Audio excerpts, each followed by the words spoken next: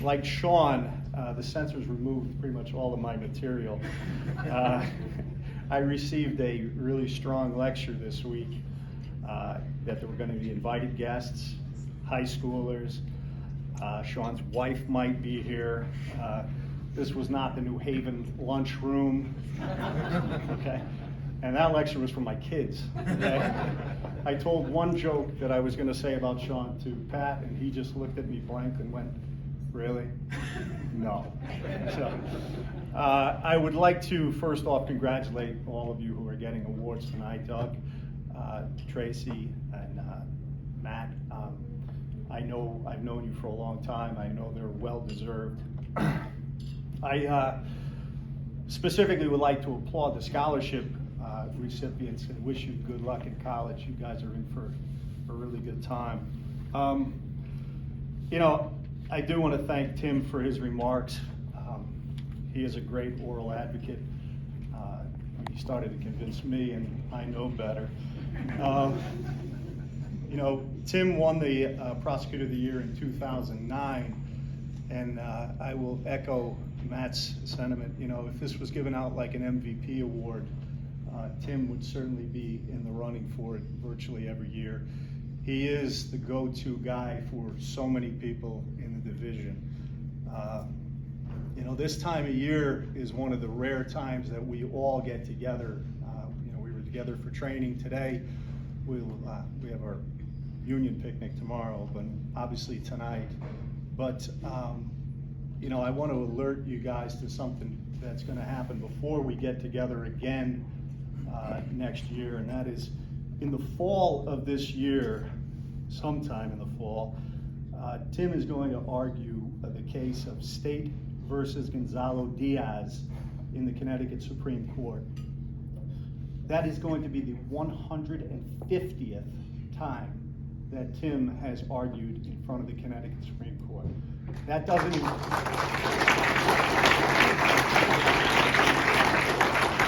Now, that doesn't even include the hundreds of times he's argued in front of the appellate court. So if you can wrap your head around 150 briefs and arguments to the Connecticut Supreme Court, you will understand why I'm truly humbled to be nominated for any award by Tim Sugrue.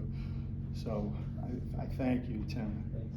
My family is here, my wife Karen and my twins Megan and Griffin.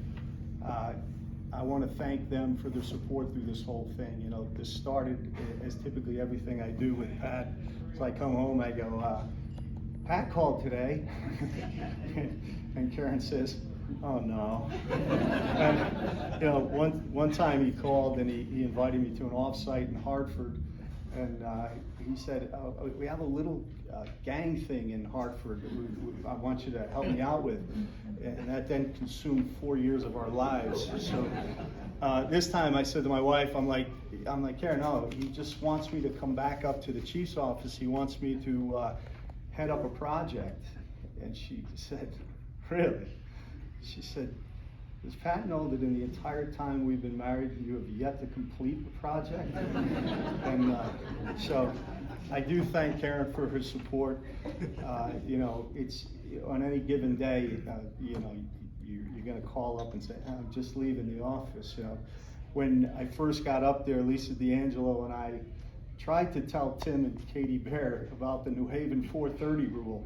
And that is, do not make eye contact with Pat after 4:30, because he seems to get this second wind, and then 4:30 becomes 5:30, becomes 6:30, and then you're like, "Oh, I don't know." You know, so our daughter Megan is here. She's my tech support hotline. She was a 2015 Sajika Scholarship recipient. And with twins, I can assure you that really helped us out. I would like to thank, on behalf of Megan and the other scholarship recipients, all of you who work tirelessly for Sajika day in and day out to raise money and to put on this event. We really appreciate it. I'm proud to tell you that Megan currently works for the American Cancer Society in Philly, and she is coordinating events and running programs, raising funds and awareness for a disease that unfortunately has touched way too many people in this room. So that scholarship you gave is continuing to do good work. I do want to point out that Megan got the scholarship the same year that John Fahey's son Brendan got it. And I said to John, truth be told, if he and I just took the money that we spent on Sajika bake sales and put it in a Chet account, we probably would have come out ahead of the game. But I tell my wife when I go home, I'm like, honey, it's a charity. I eat those brownies for the kids. So our son Griffin is here. Many of you have seen Griffin the last couple of years. He just finished law school.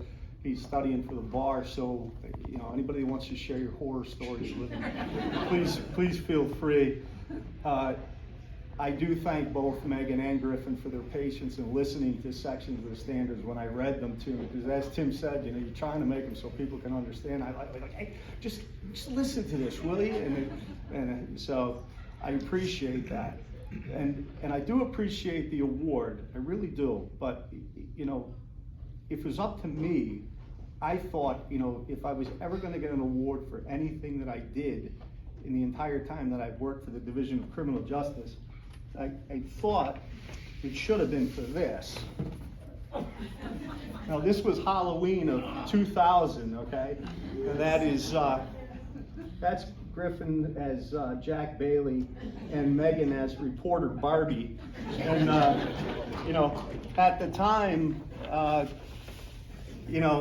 didn't know Barbara Romelli well, and years later she said to me, when I saw that kid come in with his hair slicked back and, the glasses and the cigar, she's like, I'm thinking, is this guy out of his mind? Because I'd only been there like 5 years, and in retrospect, maybe it was a risk, but I will tell you this, Jack Bailey had a terrific sense of humor, and that's Jack and Griff.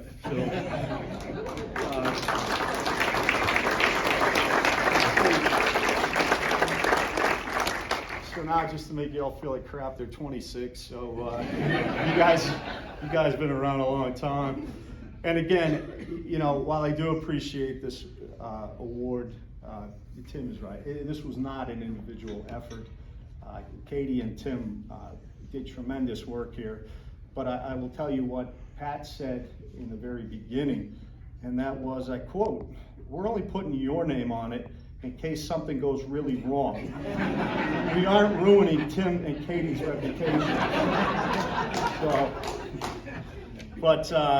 I can't thank them enough for all the work they did and for all the times that when they weren't working on it, I would barge in and ask them questions. They were constantly interrupted.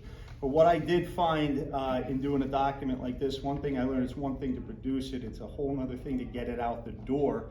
I owe a debt to Lena Bedell and Kelly Sweetland in the Appellate Bureau. They're not here, I don't think, but they formatted the document to get it ready to go out to the printer. And Marisa DePhillips, I will never be able to repay enough. She edited this entire document. It's a 200-something page document, and she went line for line with a ruler and went through the whole thing, and which is no small task, given that apparently I split my infinitives, or I don't split my infinitives, some such nonsense that I swear they never taught me in the Waterbury Public School system. But thank you for everything. And finally, I want to thank all the state's attorneys for their input and trust throughout the process, and of course Pat for the opportunity. I think you all saw today at the training, he has a real vision for where he wants the division to go in the future, and just trust the process. Thank you.